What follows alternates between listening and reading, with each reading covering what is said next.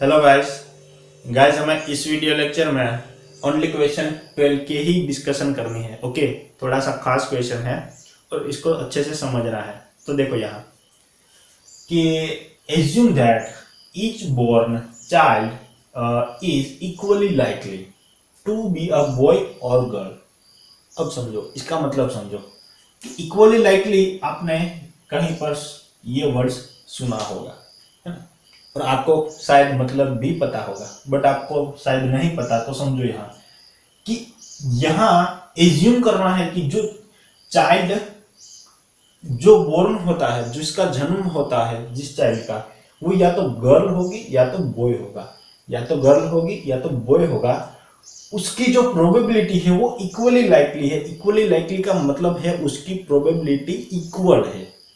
Equally likely का मतलब क्या होता है कि या तो बॉय का जन्म होता है या तो गर्ल का जन्म होता है, इसकी जो प्रोबेबिलिटी है वो सेम है।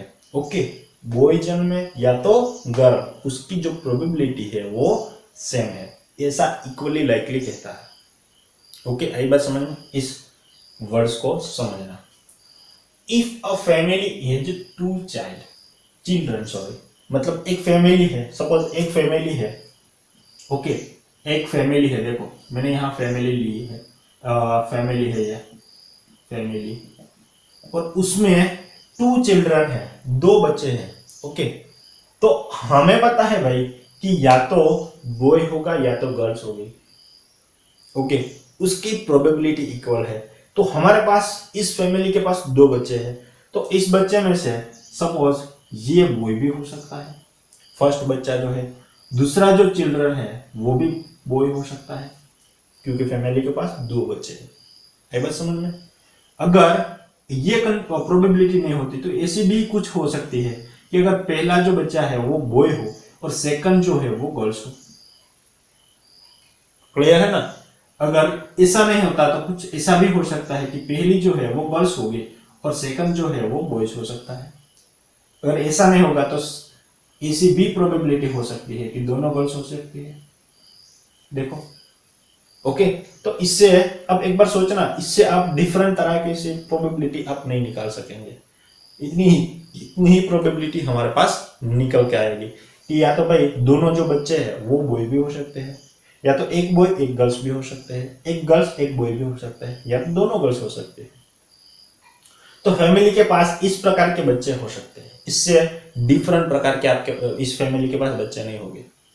सीधी बात है। ओके, अब समझो, तो हमें सैंपल स्पेस बनाना है, फिर इस कंडीशन पे हम जाते हैं। ओके, तो सैंपल स्पेस बनाएंगे, तो सैंपल स्पेस सॉल्यूशन करते हैं। Sample space sample space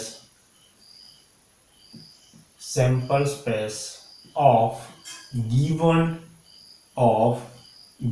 experiment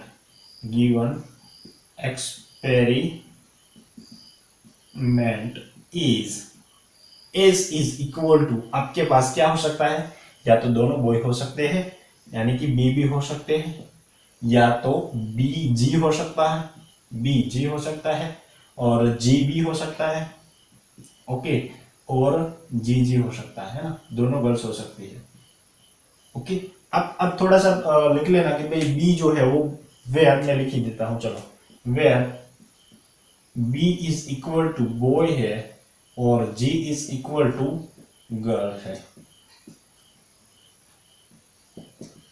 okay, B का मतलब क्या है, बॉय, और जी का मतलब गर्ल है। ओके, चलो अब समझो कि हमें अब कंडीशन देखनी है।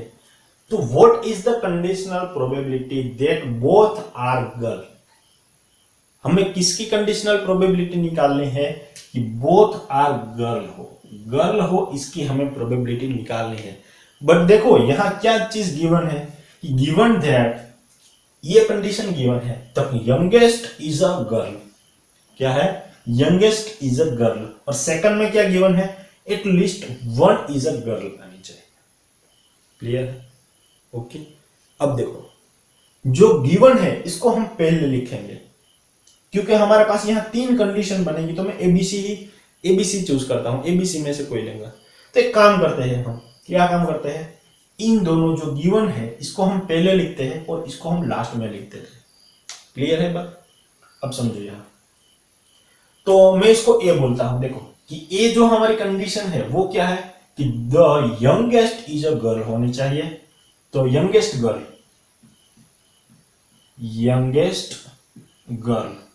A girl is a girl, ये हमें इवेंट ए गिवन है। तो चलो ए इवेंट जो है ना, वो हमें क्या प्रोबेबिलिटी इसमें से यहां लिखनी पड़ेगी कि भाई यंगेस्ट इज अ गर्ल, इसका मतलब क्या होगा भाई, यंगेस्ट इज अ गर्ल इसका मतलब क्या होगा। तो अब समझो कि यंगेस्ट का मतलब है कि भाई पहले नंबर पे जो बच्चे का जो बोर्न हुआ, जन्म हुआ वो, और ये सेकंड नंबर पे, ये सेकंड नंबर पे है ना, ये फर्स्ट नंबर और ये सेकंड नंबर। अब समझो यहाँ कि आपके फैमिली में भी अगर 2 बच्चे हैं तो उसमें से आप चेक करो कि यंगेस्ट कौन है ना। आपसे कोई बड़ा भाई या बड़ी बहन होगी तो उसमें से यंगेस्ट, आपसे यंगेस्ट वो हो गए, है ना। इसका मतलब पहले आपके पहले जिसका भी जन्म हुआ वो आपसे बड़ा होगा, यानी कि ये यंगेस्ट हो जाएगा। आएगा समझ में? ओके, तो जिसका भी जन्म पहली बार पहले हुआ होगा वो यंगेस्ट होगा, और सेकंड टाइम जो होगा वो छोटा होगा ना ऑलवेज। ओके, तो देखो फर्स्ट टाइम जो यहाँ, ये फर्स्ट टाइम इसका बोर्न है, ये सेकंड टाइम बोर्न है, ये फर्स्ट टाइम और ये सेकंड टाइम, मतलब हमें यंगेस्ट इज अ गर्ल होनी चाहिए, मतलब जो फर्स्ट टाइम जिसका जन्म हो वो गर्ल होनी चाहिए, इसी हमें प्रोबेबिलिटी लेनी है। समझो, तो यहाँ भी फर्स्ट टाइम यहाँ गर्ल है और यहाँ भी फर्स्ट टाइम गर्ल है, सेकंड टाइम जो भी हो हमें पता, हमें वो मैटर नहीं है, फर्स्ट हमें गर्ल होनी चाहिए। तो ये दोनों कंडीशन चलेगी, ओके चलेगी, तो जी बी और ये दोनों जी जी। ओके, तो नंबर ऑफ ए हमें मिलेगा 2 मिलेगा। क्लियर है बात? चलो ये भी गिवन है। दूसरी क्या है, एटलीस्ट 1 गर्ल होनी चाहिए। जो अगर मैं बी कंडीशन ले लेता हूं तो बी इज इक्वल टू, सब यहां लेता हूं, B is equal to at least 1 is a girl, at least 1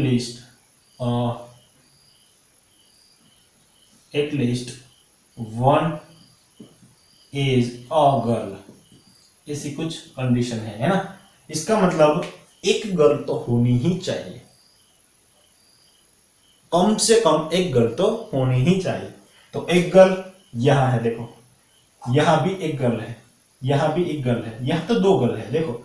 but यहां हमें बोला है कि एटलीस्ट का मतलब कम से कम एक तो होनी ही चाहिए, एक से ज्यादा होगी तो भी चलेगा।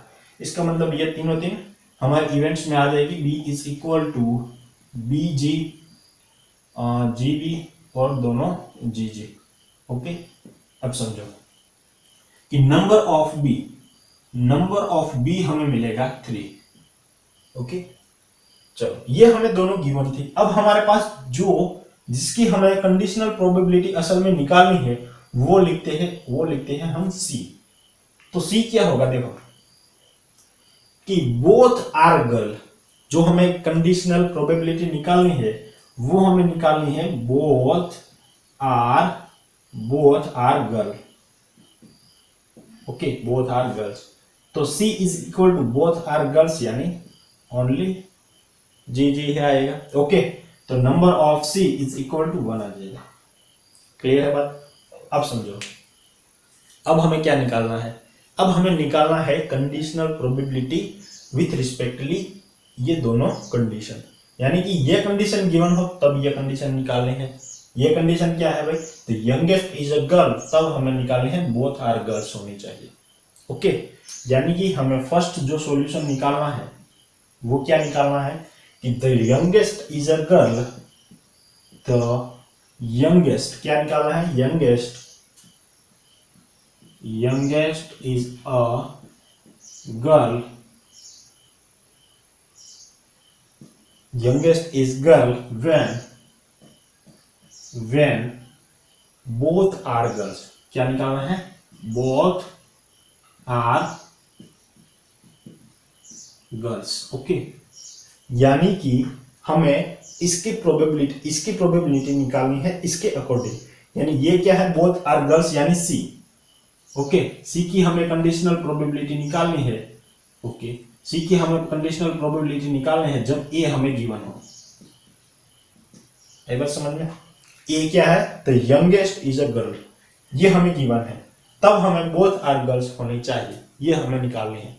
तो समझो यहां कि यंगेस्ट इज अ गर्ल मतलब ये दोनों गिवन है, तब हमें उसमें से निकालनी है कि दोनों की दोनों गर्ल्स होनी चाहिए। क्लियर? तो अब पहले तो समझो कि हम इसका फॉर्मूला लिखेंगे P of C intersection A, या तो A इंटरसेक्शन C, बात एक ही है, अपन में P ऑफ A लिखेंगे तो ये हो जाएगा number of C intersection A के अपन में नंबर ऑफ A हो जाएगा, है ना। तो सबसे पहले तो हम यहां से क्या निकाल लेंगे, C इंटरसेक्शन A निकाल लेंगे। तो C इंटरसेक्शन A निकालो, C कहाँ है, यहाँ है, और A यहाँ है, और उसमें से हम इंटरसेक्शन निकालेंगे तो कॉमन जो पार्ट बनेगा वो GG बनेगा, और इसका आप नंबर निकालो तो C intersection A is equal to 1 आता है।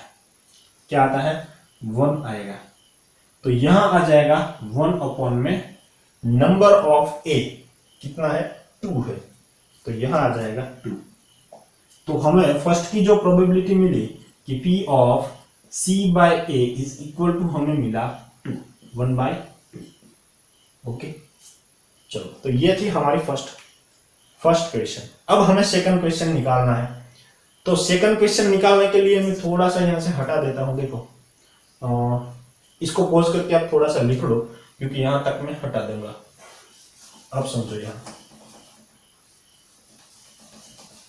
यहां कि हमें क्या निकालना है कि जब हमें एटलीस्ट 1 इज अ गर्ल हो तब हमें बोथ गर्ल हो, ऐसी प्रोबेबिलिटी दूसरे में निकालनी है।